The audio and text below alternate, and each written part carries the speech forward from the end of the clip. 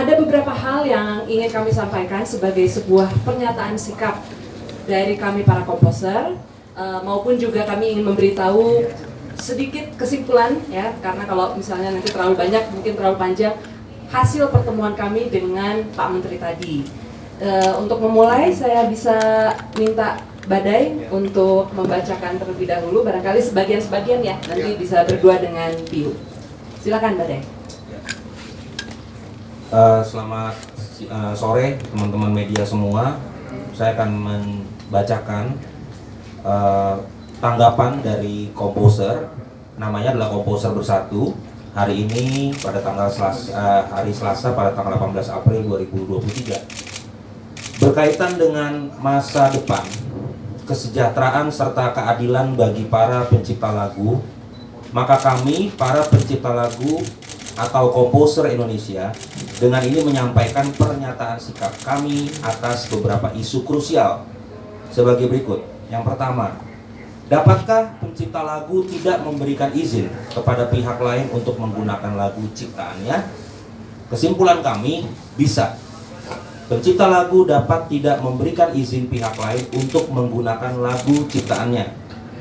Mari kita tinjau terlebih dahulu beberapa ayat dalam Undang-Undang Cipta 28 tahun 2014. Yang pertama, berdasarkan ayat 1 pasal 1, hak cipta adalah hak eksklusif pencipta yang timbul secara otomatis berdasarkan prinsip deklaratif setelah suatu ciptaan diwujudkan dalam bentuk nyata tanpa mengurangi pembatasan sesuai dengan ketentuan perundang-undangan.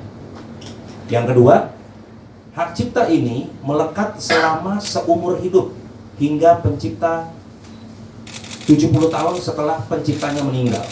Jadi saya ulangi, hak cipta ini melekat selama seumur hidup pencipta hingga 70 tahun setelah penciptanya meninggal. Yang ketiga, hak eksklusif pencipta terdiri dari hak moral dan hak ekonomi. Terkait hak moral, seperti yang tertulis pada butir E ayat 1 pasal 5, pencipta dapat mempertahankan haknya bila terjadi distorsi, mutilasi ciptaan, modifikasi atas ciptaannya, atau hal yang bersifat merugikan kehormatan diri atau reputasinya. Sementara hak ekonomi seperti yang tercantum di ayat 2 dan 3 pasal 9, yakni setiap orang yang melaksanakan hak ekonomi atas suatu karya wajib mendapatkan izin pencipta atau pemegang hak cipta. Jadi saya garis bawahi dan luruskan bahwa pertemuan kami dengan Bapak Menteri tadi sudah jelas bahwa memang pasal 9 ini sudah disetujui sebagai pasal yang memang harus dipatuhi. Ketika memakai karya cipta orang, izin itu sangat-sangat diperlukan. Oke, saya lanjut sedikit lagi. Untuk mendapatkan hak ekonomi secara optimal, pencipta perlu menjadi anggota lembaga manajemen kolektif atau LMK. Dalam hal ini, kami semua adalah anggota LMK bernama Wahana Musik Indonesia atau WAMI. Para pencipta lalu menandatangani kontrak yang memberikan kuasa kepada WAMI untuk memungut royalti atas nama pencipta. Sementara hak eksklusif pencipta untuk memberi izin atau tidak memberi izin pihak lain membawakan lagunya tetap melekat kepada pencipta. Hal tersebut terungkap pada surat kuasa pencipta terhadap WAMI yang menyampaikan bahwa, sedikit lagi saya teruskan nanti dilanjutkan oleh Mbak Dewi, WAMI sebagai penerima kuasa diberikan hak untuk melarang atau memberi izin kepada pihak lain atas penggunaan atau pemakaian karya cipta lagu atau musik dari pemberi kuasa selaku pencipta atau pemegang hak cipta sebagaimana yang ditentukan oleh peraturan perundang-undangan yang berlaku tentang hak cipta. Silakan Mbak Ri. Oke, akan diteruskan oleh Piu.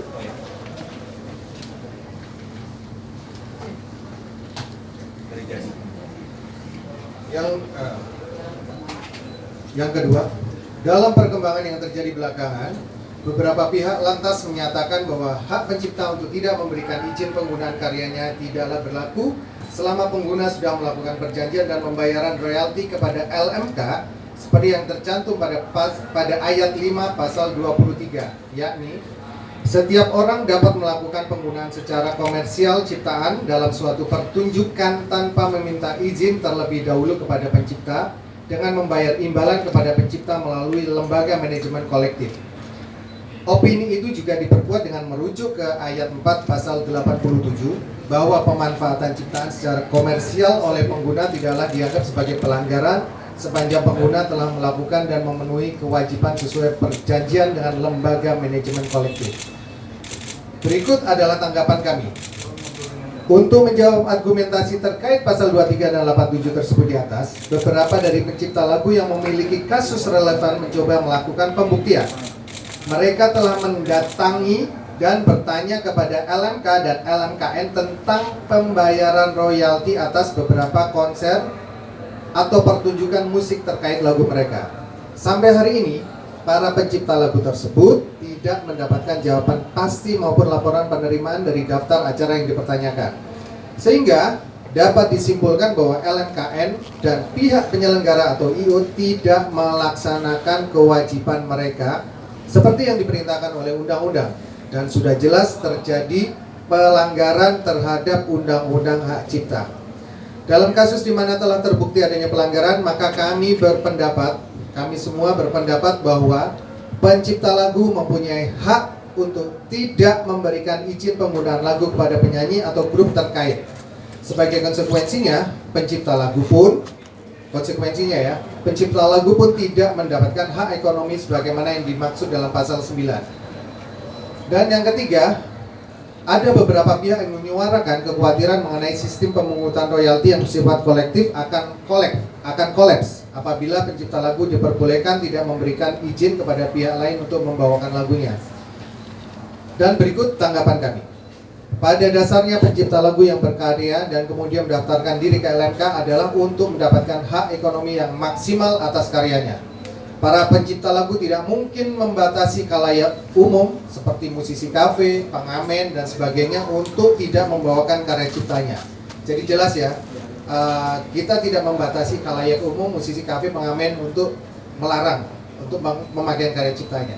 Kami meyakini bahwa pelarangan spesifik kepada pihak-pihak tertentu tidak akan dilakukan sembarangan oleh pencipta lagu dan tidak lantas membuat seluruh ekosistem pemungutan kolektif kolaps, seperti anggapan dari beberapa pihak tersebut.